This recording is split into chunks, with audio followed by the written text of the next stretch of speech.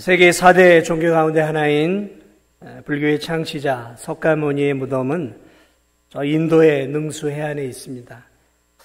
이슬람의 창시자 이 마호멧 이 무덤은 저 메디나라고 하는 곳에 있습니다. 4대 성인 가운데 한 사람이고 또 신격화된 이 유교 창시자 공자는 중국의 이 장평향에 무덤이 있습니다. 대개 이 종교의 창시자여 신의 반열의 어른이들은 지금 모두 죽어서 많은 추종자들의 발길이 끊이지 않는 무덤에 지금도 묻혀 있습니다. 세상 사람들은 기독교를 세계 4대 종교 가운데 하나라고 여기고 있습니다. 그리고 이 기독교를 창시한 사람을 우리가 알고 있는 예수님으로 보고 있습니다. 예수님도 다른 종교의 창시자들처럼 죽었습니다. 십자가에 못 박혀 죽었죠.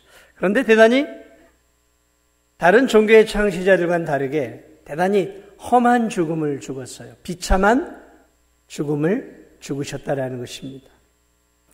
당시 가장 악랄하고 극악한 자들에게 주어지는 나무 십자가형의 예수 그리스도께서는 못 박혀 죽으셨습니다.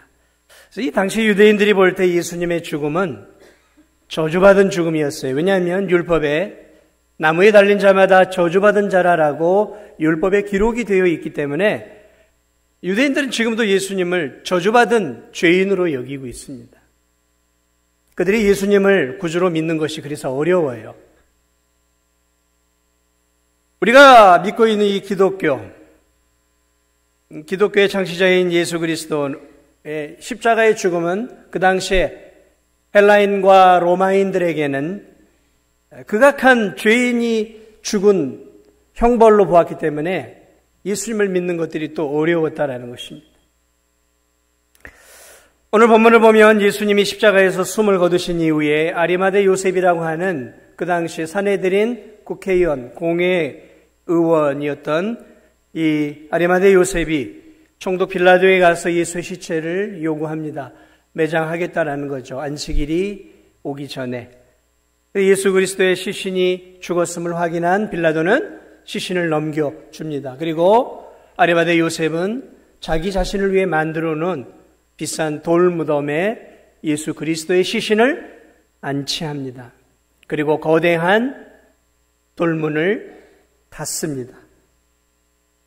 자, 이렇게 예수 그리스도는 여느 종교의 창시자들처럼 죽고 매장이 되었습니다. 자, 그런데 만약에 이렇게 우리가 믿고 있는 기독교의 창시자가 이렇게 끝나버렸다면 사실 저와 여러분은 굳이 기독교를, 예수님을 믿을 필요는 없습니다. 다른 종교를 믿어도 돼요. 어차피 이렇게 죽음으로 끝나버린 종교의 창시자라면 그런 종교의 창시자는 세상에 허다하게 널려있기 때문에 그렇습니다. 그런데 여러분, 우리가 믿는 예수 그리스도 이렇게 죽음으로 끝나버렸을까요? 오늘 예수님이 무덤에 묻혀 계신 지 사흘째 되는 새벽이었습니다. 예수님을 따랐던 3명의 여인이 주일 새벽이에요. 예수님의 시신에 향품을 바르러 무덤을 향해 가고 있습니다. 보통 유대인들은 시체가 죽으면 시체에 향품을 바르는 것이 일반적인 관행이었어요. 이제 썩고 부패가 되기 때문에 냄새가 나기 때문에 이렇게 향품을 발랐습니다. 그러나 예수님은 죄인으로 죽어 장사되었기에 향품을 바를 수 있는 시간적인 여유가 없었어요. 그래서 이 여인들은 안식일이 끝나고 주일 새벽 당시의 풍습대로 죽은 예수님의 그 시신에 향품을 바르기 위해서 이 세 여인이 새벽의 미명, 어둠을 가르고 예수님이 묻혀있는 무덤가를 향해 나아옵니다. 그리고 무덤문을 누가 열어줄까 걱정하며 근심하는 가운데 무덤을 찾아와 그들은 깜짝 놀라게 되어집니다. 왜냐하면 무덤의 거대한 돌문이 열려 있었기 때문입니다. 무덤 안으로 들어간 여인들은 놀랍게도 예수님의 시신을 발견하지 못합니다. 그곳에서 여인들은 무덤 안에 앉아있던 천사를 만나게 되고 천사의 메시지를 듣게 됩니다. 다른 복음서에서는 천사로 분명하게 언급을 하고 있습니다. 너희가 십자가에 못 박힌 나사렛 예수를 찾고 있구나. 그가 살아나셨고 여기 계시지 않는다. 그가 살아나셨고 여기 계시지 않는다. 그렇습니다. 예수님의 시신은 없었고 예수님이 입었던 그 수의는 개켜져 있었습니다. 하나님을 수종드는 천사는 일어난 모든 상황을 설명해 줍니다. 예수님은 부활하셨다. 예수님은 죽음을 이기고 부활하셨고 지금 여기 계시지 않는다라고 여인들에게 알려줍니다.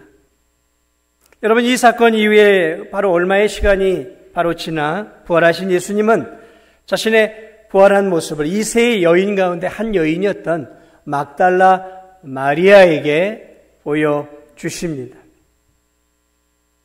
예수님의 부활의 첫 모습을 감격스럽게 경험했던 사람은 여인이었어요. 일곱 귀신 들렸던 자를 여인이었던 이 여인을 예수 그리스도께서 귀신을 내어 쫓아주시고 구원해 주셨던 이 여인이 부활의 첫 증인이 되어진 것이죠. 그리고 예수 그리스도는 얼마 후에 저 실망 가운데 예수님의 죽음을 보고 실망 가운데 엠마오로 가고 있던 두 제자에게 나타나셔서 그들에게 보여주십니다. 이 막달라 마리아도 이 두 여인도 부활의 주님을 경험하고 11 제자에게 달려와서 예수님은 부활하셨다. 예수님은 부활하셨다라고 말해요. 그러나 11 제자는 그것을 받아들이지 않습니다. 어떻게 죽은 사람이 살아날 수 있겠는가? 믿지 않습니다. 그리고 얼마 후에 예수 그리스도는 오늘 본문을 보면 이 11 제자가 있는 곳으로 직접 찾아오십니다. 직접 찾아오셔서 이 불신앙 가운데 있었던 11 제자, 3년 동안 예수님을 따라다녔던 이 11 제자에게 나타나셔서 자신의 부활한 모습을 보여주시게 되었죠. 그러며 그들을 꾸짖습니다. 너희가 어찌하여 이렇게 완고하게 부활한 나를 믿지 않느냐. 그들의 완고한 마음과 연약한 믿음을 예수 그리스도께서 나무랍니다. 왜냐하면 예수님은 공생의 기간 동안 적어도 3번이나 제자들에게 자신의 죽음과 부활에 대해서 설명을 해주셨어요. 그런데 이 제자들은 그런 말씀에는 아랑곳하지 않고 그냥 흘려들어버린 거예요. 하나님 말씀을 그냥 자신들에게 필요하지 않는 하나님 말씀을 이렇게 흘려들어버려요. 사랑하는 여러분, 우리가 성경을 볼 때 내게 중요하고 내게 은혜가 되는 말씀만 받으면 안 돼요. 하나님 말씀은 모든 것이 다 중요하고 우리에게 귀한 것이죠. 한 말씀 한 말씀을 놓치지 않아야 되는 것이죠. 어쨌든 예수 그리스도의 부활을 이 11 제자들이 바라보게 되어집니다. 그러면서 예수님이 이들을 향해 사명을 오늘 주고 계셔요. 오늘 이렇게 얘기합니다. 너희는 온 천하에 다니며 만민에게 복음을 전파하라. 너희는 온 천하에 다니며 만민에게 복음을 전파하라 그랬어요. 복음이 무엇입니까? 복음을 영어로 하면 뭐예요? 굿뉴스예요. 굿뉴스. 좋은 소식이에요. 너희는 온 천하에 다니며 굿뉴스를 전하라는 것이죠. 굿뉴스가 무엇입니까? 복음이 무엇입니까? 복음을 한 단어로 표현하면 예수 그리스도예요. 한번 따라하겠습니다. 예수 그리스도. 복음을 한 단어로 표현하면 예수 그리스도예요. 조금 더 확장을 해본다면 복음이란 예수 그리스도께서 하나님의 아들이시고 그분이 이 땅에 오셔서 우리의 죄를 짊어지고 십자가에 죽으셨지만 죽음을 이기고 우리의 부활과 구원을 위해 죽음을 이기고 다시 사흘 만에 살아나신 이 부활의 주님. 이게 복음이죠. 이게 굿뉴스예요. 우리가 매일 저녁 TV를 보지만 TV 보면 굿뉴스만 나옵니까? 나쁜 뉴스가 너무 많아요. 세상을 살면 좋은 뉴스보다는 우리의 마음을 힘들게 하고 아프게 하고 두렵게 하고 공포스럽게 하는 뉴스들이 얼마나 많습니까? 그러나 여러분 성경을 보십시오. 성경은 굿뉴스로, 복음의 소식으로 가득 채워져 있습니다. 여러분이 세상을 보면서 절망하십니까? 힘드십니까? 세상을 보면 그래요. 세상은 소망이 없어요. 절망이, 희망이 없어요. 두려움밖에 없어요. 그러나 여러분, 이 세상만 보지 말고 여러분이 두렵고 어렵고 힘들 때마다 말씀을 보십시오. 말씀을 보십시오. 왜냐하면 이 성경 말씀 속에 굿뉴스가 가득 있습니다. 예수 그리스도의 이 좋은 소식, 예수 그리스도께서 나 같은 죄인을 위해 어떤 놀라운 일을 해주셨는지, 굿뉴스, 복음의 소식이 가득 들어있는 줄 믿습니다. 어렵고 힘들 때마다 뭘 보시라고요? 성경을 보세요. 성경을 보세요. 성경을 보면 여러분에게, 이 성경이 여러분에게 위로와 힘과 기쁨과 소망과 평안을 주리라 믿습니다. 사랑하는 여러분, 오늘 예수 그리스도께서 제자들에게 이렇게 얘기하셨어요. 너희는 온 천하에 다니며 만민에게 복음을 전파하라. 만민에게 복음을 전파하라. 온 천하에 다니며 복음을 전파하라. 이 말씀은 무슨 말이냐면 예수님의 복음, 이 복음을 들어야 할 대상을 정확하게 우리에게 알려주고 있는 거예요. 예수님의 십자가의 복음을 듣고 구원을 받아야 할 영혼들의 대상을 정해주고 있어요. 그 대상이 어디입니까? 유대인들이다. 예수님 그렇게 말씀하고 있지 않아요? 이스라엘 사람들만이다. 구원을 받아야 될 자들은 이스라엘 사람들만이다. 유대인들만이다. 당시의 유대인들은 자신들만이 구원을 받아야 될 백성이라고 생각했어요.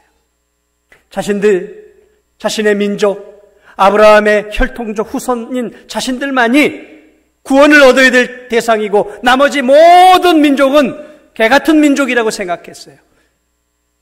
그런데 오늘 예수 그리스도께서 뭐라고 말씀하고 있습니까? 복음을 통해 구원을 받아야 될 영혼들은 너희 유대인들만이 아니라는 거예요. 온 천하, 온 세상, 모든 민족이라는 거예요. 모든 민족이라는 거예요. 예수님의 말씀은 이런 말씀인 거예요. 야, 복음을 들어야 될 대상은 저 대한민국도 포함이 되고 저 진도 안에 살고 있는 백성들도 이 복음을 들어야 한다라는 말씀으로 우리가 오늘 이 본문을 확대 해석해 볼 수 있는 거예요. 저와 여러분도 오늘 복음을 듣고 구원을 받아야 될 대상이라고 오늘 이 제자들에게 지금 말씀해 주고 있음을 여러분 믿으시기 바랍니다. 너희는 온 천하에 다니며 복음을 전파하라. 온 세상에. 그러므로 우리가 진도에 있는 영혼들에게만 복음을 전해서는 안 되는 거죠. 우리의 이웃들, 이 대한민국을 넘어 땅끝까지 이르러 우리가 갈 수는 없지만 선교사들을 통해 그들을 구원하고 그들을 위해 기도하고 또 단기 선교를 통해서 우리도 간접적으로 온 천하에 복음을 전하는 일에 동참하는 것이죠. 선교헌금이 온 천하에 복음을 전하는 일에 동참하는 거예요. 복음이 무엇입니까? 복음은 예수 그리스도예요. 여러분 잊지 마십시오. 복음은 예수 그리스도예요. 복음은 예수님이 하나님의 아들이며 우리의 구원주라는 사실이에요. 사랑하는 여러분, 예수님이 지금 이 명령을 주고 있는 대상이 누구입니까? 누구에게 지금 이 명령을 주고 있습니까? 예수님은 지금 부활을 목격하고 있는 제자들에게 주고 있어요.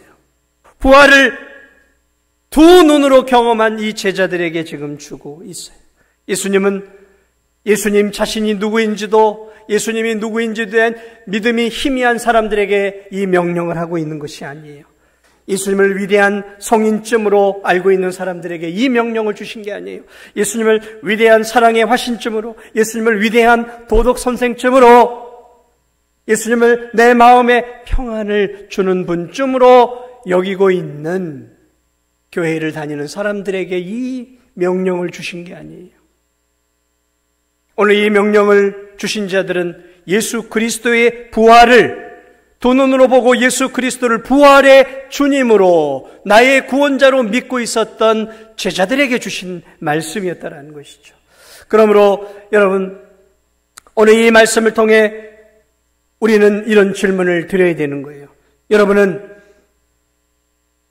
예수 그리스도를 어떤 분으로 생각하고 있습니까? 여러분은 예수 그리스도를 어떤 분으로 생각하고 계세요? 여러분의 삶 속에서 예수 그리스도를 어떤 분으로 생각하며 예수님과 함께 살고 있습니까?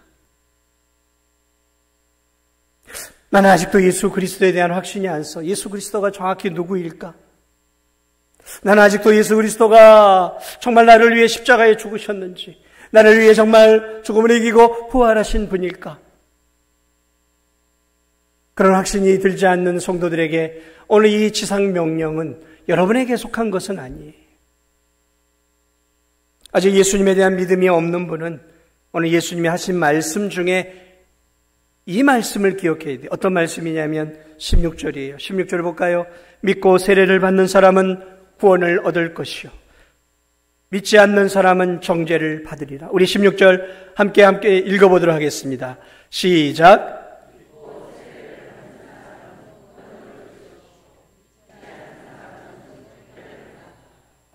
아직 예수님이 어떤 분이신지에 대해서 정확하게 확신이 없는 분들은 오늘 이 말씀을 더 기억을 해야 합니다.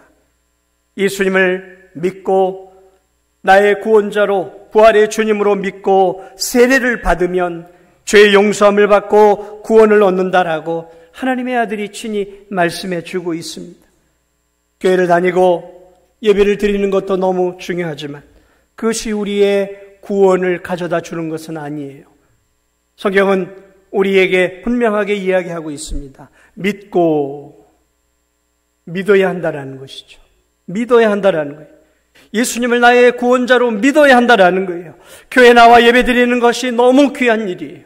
교회 나와 하나님 앞에 찬양을 드리고 예배를 드리고 헌금을 드리고 교회에서 봉사하는 것은 너무 귀한 일들이에요. 그러나 그것은 구원받은 증표가 아니에요. 구원받은 증표는 예수 그리스도를 믿음으로 받아들이는 것입니다. 기도하는 것으로 구원을 받을 수 없어요. 예수님을 나를 위해 십자가에 죽으시고 부활하신 부활의 주님으로 이 마음속에 믿어야, 예수님을 나의 주님으로 이 마음속에 받아들이고 예수님을 내 마음에 모셔야 비로소 그 사람에게 구원이 임하는 것입니다. 아멘. 예수님이 내 앞에 있어서는 구원을 받을 수가 없는 거예요. 예수님을 믿음으로 내 마음에 모셔야 되는 거예요. 그래야 그 사람에게 구원이 주어지는 것입니다. 오늘 예수님의 말씀이 계속돼요. 믿지 않는 사람은 정죄를 받으리라.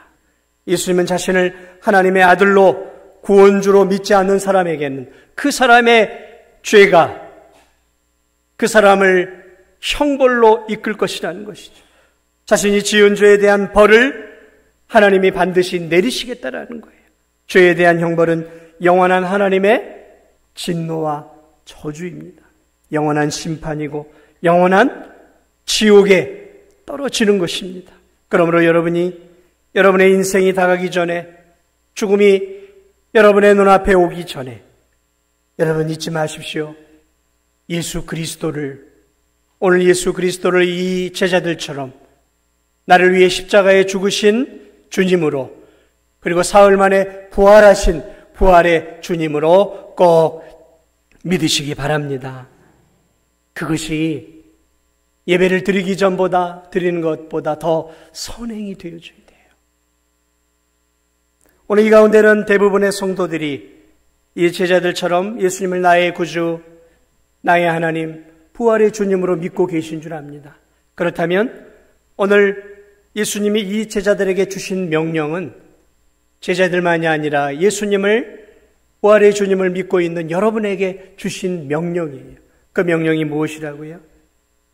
그 명령이 무엇입니까? 오늘 이렇게 말합니다. 너희는 온 천하에 다니며 만민에게 복음을 전파하라. 이것은 예수 그리스도를 부활의 주님으로 믿는 오고 오는 모든 성도들에게 주시는 말씀이에요. 제자들에게만 주시는 말씀이 아니라 예수님을 믿고 지금도 예수님을 따라가는 믿음의 제자들인 우리들에게 여전히 유효하고 오늘 우리에게 주시는 말씀이에요. 우리에게 주시는 말씀. 사랑하는 여러분, 오늘 이 예수 그리스도, 이 예수 그리스도께서 우리들에게 예수님의 증인이 되라고 말씀하고 있습니다. 내 증인이 되라. 복음을 증거하는 것. 여러분, 복음을 증거하는 것은 증인이 되라는 거예요. 증인. 증인이 무엇입니까? 증인은 자신이 알고, 자신이 보고, 자신이 느낀 모든 것들을 있는 그대로 전하는 것이죠. 더하거나 빼서는 안 되는 거예요. 그것은 증인의 효력이 없는 거예요. 증인은 내가 본 그대로 전하는 것이죠. 우리는 예수님을 눈으로 보지는 못했습니다. 그러나 저와 여러분은 하나님이 주시는 그 믿음의 눈으로 성경을 통해 예수 그리스도가 나를 위해 십자가에 죽으신 사실을 믿음의 눈으로 보았고, 또 예수님이 사흘 만에 부활하신 것들을 말씀을 통해 믿음의 눈으로 부활하신 예수님을 본 줄 믿습니다. 그러므로 우리도 부활의 증인이에요. 이 제자들과 동등한 부활의 증인들입니다. 여러분, 예수님은 이 땅에 사시면서 대단히 열심히 전도하셨어요. 그분은 쉴 틈 없이 전도하셨어요.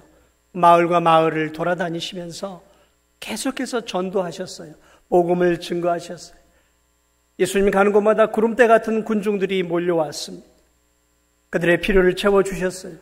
그러나 주님이 이 땅에 오신 복음의 핵심, 오신 핵심은 전도하는 일이었어요. 여러분, 예수님 전도하셨다니까요. 돌아가시기 전까지 전도하셨어요. 말씀을 증거하셨어요. 내가 온 것은 양으로 생명을 얻고 더 풍성히 얻게 하려는 것이라. 한 영혼이라도 더 하나님을 알고 하나님을 믿을 수 있도록 전도하셨어요. 전도하셨어요. 어떤 전도를 하셨을까요? 이런 전도를 하셨겠죠. 영접하는 자, 곧 그 이름을 믿는 자들에게는 하나님의 자녀가 되는 권세를 주셨나니. 권세를 주셨나니. 그렇습니다. 예수님이 전한 말씀은 명확했을 거예요. 회개하라. 천국이 가까이 왔느니라. 나를 믿는 자는 죽어도 살겠고 살아서 물은 나를 믿는 자는 영원히 살 것이다. 여러분, 예수 그리스도의 전하는 복음의 핵심은 분명할 거예요. 왜냐하면 성경에 그렇게 기록이 되어 있어요. 그렇습니다. 예수님이 전하는 그 복음을 통해서 막달라 마리아가 예수 그리스도를 믿게 되었고, 나사로가 믿게 되었고, 마르다와 마리아가 예수 그리스도를 믿게 되었고, 11 제자들이 이렇게 예수 그리스도를 믿게 되었습니다. 어떻게 믿게 되었다고요? 복음을 들으며 예수 그리스도를 믿게 된 거예요. 복음을 들음으로. 믿음은 들음에서 나는 거예요. 들음에서 나는 거예요. 누구의 들음? 누가 그러면 복음을 전해야겠습니까? 교회 오면은 제가 전하죠. 그러나 교회 밖에서는요. 교회 밖에서는 누가 전도해야 됩니까? 여러분이 전도해야 되는 거예요. 여러분이 해야 할 일입니다. 예수님을 믿는 우리들이 해야 할 사명이에요. 그것은 어떤 성도에게 주어지고 어떤 성도에게 주어지지 않는 것이 아니라 우리 모두에게 주어진 일이에요. 때를 얻든지 못 얻든지 전도하라는 것이 우리 주님이 우리에게 주신 명령입니다. 그러므로 사랑하는 여러분, 잊지 마십시오. 오늘 이 부활의 아침, 성찬의 예식을 하고 부활의 주님을 다시 한번 기억하면서 우리가 정말 부활의 예수 그리스도를 믿는다면 이제 우리도 예수님의 이 우리에게 주신 이 지상명령, 복음을 증거하고 전도하는 이 귀한 사명을 저것은 중직자들이나 해야 되고 저건 목사님이 해야 되고 저건 전도의 은사를 받은 사람이 해야 하는 것이 아니라 예수님을 믿는 우리 모두에게 주신 사명임을 꼭 잊지 마시고 기억하시기 바랍니다. 그렇습니다. 예수님은 얼마든지 혼자 힘으로 많은 영혼을 구원하실 수 있습니다. 그런데 하나님은 혼자 이 놀라운 구원의 역사를 이루어가기를 원하지 않으세요. 놀랍게도 먼저 믿은 우리들을 사용해서, 하나님은 저와 여러분을 사용해서 하나님과 함께 영원한 생명의 추수를 함께 감당하기를 원해요. 하나님은 저와 여러분을 하나님의 구원의 동역자로 부르고 계시는 것입니다. 같이 협업하자라는 거예요. 같이 함께 하나님의 나라를 완성해 가자는 거죠. 이건 특권입니다. 특권이에요. 함께 하나님의 나라를 만들어 가자는, 하나님 혼자 하실 수 있어요. 그런데 우리와 함께 하자라는 거예요. 부족하고 미약하고 입술이 둔한 우리들에게 함께 하나님의 나라를 만들어 가자라는 거예요. 너희들 전해. 그러면 나머지는 내가 책임져 줄게라는 거예요. 협업하자라는 거예요. 너희들은 전하기만 해. 그러면 그 전하는 메시지를 통해 내가 역사하마라는 거죠. 같이 하자라는 거예요. 같이 하자라는 거예요. 그러므로 전도는 부담이 아니라 영광스러운 특권임을 사랑하는 여러분 잊지 마시고, 오늘 이 부활의 아침에 영광스러운 부활의 주님이 제자들에게 너희는 땅끝까지 이르러 내 복음의 증인이 되고 전도하라라고 주셨던 이 놀라운 말씀을 기억하면서, 사랑하는 여러분, 이 진도 땅에 살면서 우리 주님의 이 귀한 사명을 기억하면서 우리 한 영혼 한 영혼 주께로 인도하며 하나님과 협업하며 하나님의 나라를 함께 세워가는 그런 하나님의 귀한 동역자들로 쓰임 받으시기를 예수 그리스도의 이름으로 축복을 드립니다.